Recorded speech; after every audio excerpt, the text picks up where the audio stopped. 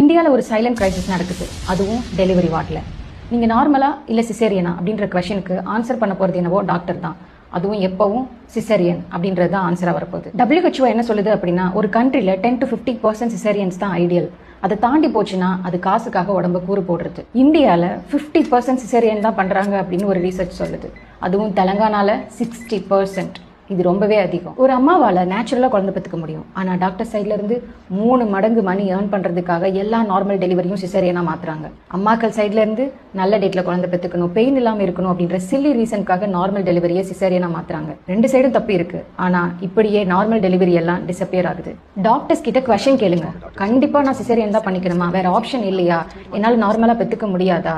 Genuine medical emergencies இல்லாமல் caesarean பண்ணிக்கிறவங்களுக்கு அம்மாக்கு குழந்தைக்கு 2 பேருக்குமே பயங்கரமான ரிஸ்க் எல்லாம் இருக்கு. அம்மாக்கு இன்ஃபெக்ஷன், ப்ளீடிங், ஃபியூச்சர் பிரெக்னன்சிக்கு வாய்ப்பே இல்லாம போகலாம். குழந்தைக்கு ஆஸ்துமா, ஒபேசிட்டின்னு லாங் டர்ம் இஷ்யூஸ் நிறைய வரலாம். டெலிவரி ஒரு மெடிக்கல் ஈவெண்ட் கிடையாது, நம்ம லைஃபோட ஒரு முக்கியமான மொமெண்ட். டெலிவரி வார்டுக்குள்ள போகும்போது நம்ம ஃபுல் இன்ஃபார்ம்டா இருக்கணும், அவேரா இருக்கணும். நம்ம வீட்டில் நிறைய பொண்ணுங்க இருக்காங்க, எல்லாருக்கும் இதை ஷேர் பண்ணுங்க, அவேரா இருக்க சொல்லுங்க.